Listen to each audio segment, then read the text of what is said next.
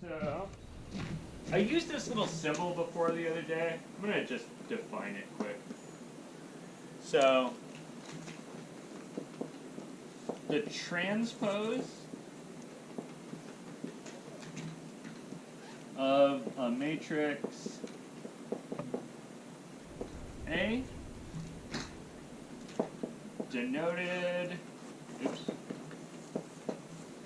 Right, so if I'm writing A transpose, I'm going to write A with a little capital T in the exponent. You guys remember we did this for vectors the other day, right? To talk about inner and outer products. Yeah? Okay, so the transpose of a matrix A, denoted this way, is a matrix with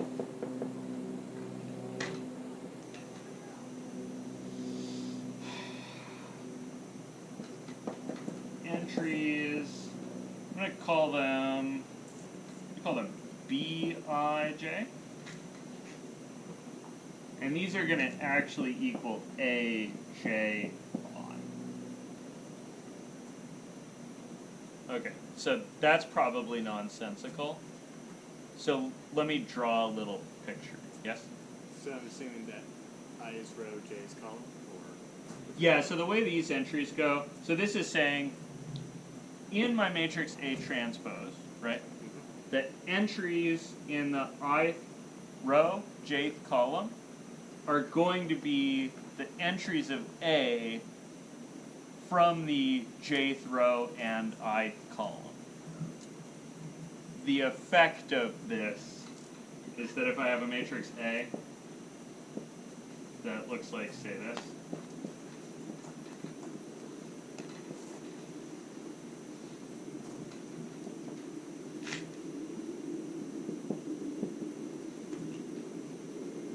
so let me get some, I guess I want to make the box first, right?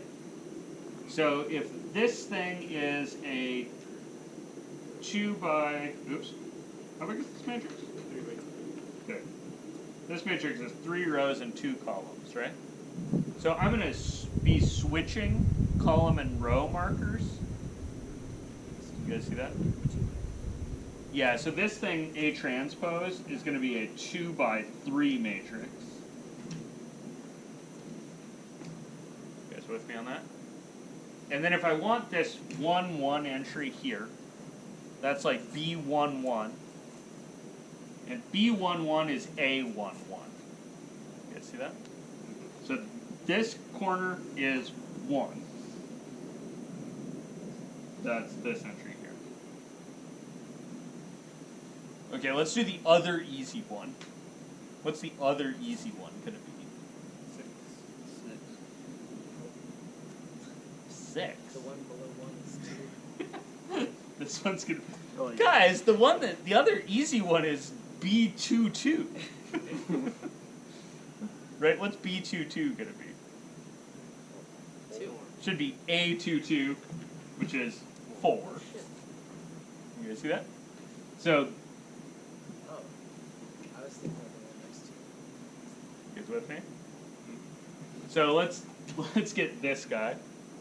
Sure. So this is, that one's B, second row, first column, right? That's B21. That should be A12. So that should be 2. You guys recognizing that this is kind of a pain in the ass way to think about this? Do the middle one first. Here's the way I want you to think about it. Take this matrix, look at the diagonal, and then flip it over. You guys see that? So I'm going to take the columns, and they're going to become the rows. So column 135 becomes row 135. You guys with that? I really just wanted to do this to torture you. The easy way to think about it is to switch the rows and the columns. So the columns of A are the rows of A transpose.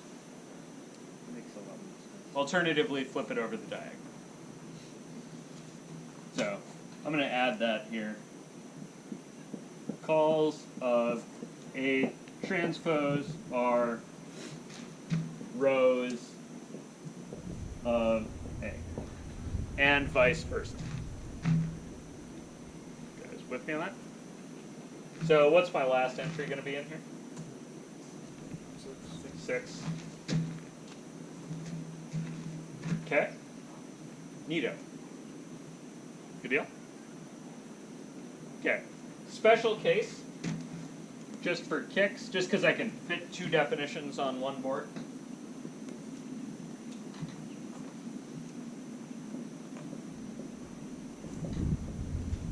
A matrix S is called symmetric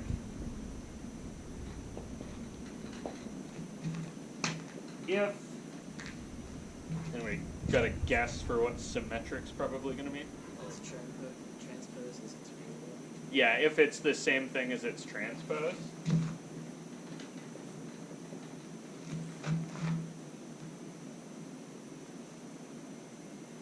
Okay.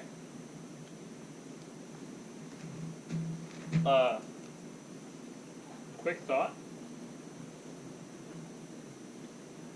What's got to be immediately true for symmetric matrices? Say that louder. It has to be square. Yeah, dude, they've got to be square. Don't try to tell me matrices are symmetric if they're not square.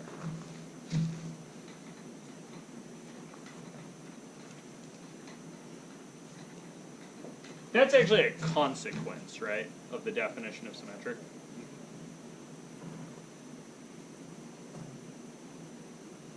Okay, cool.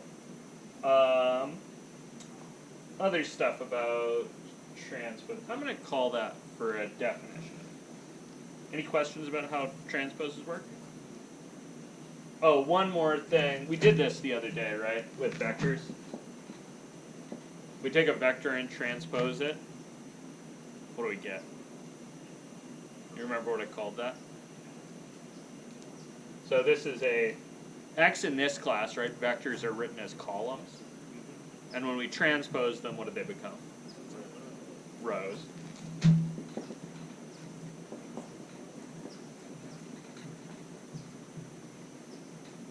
You will occasionally hear me save the phrase row vector. So here's the definition of it. It's just a transpose of a vector.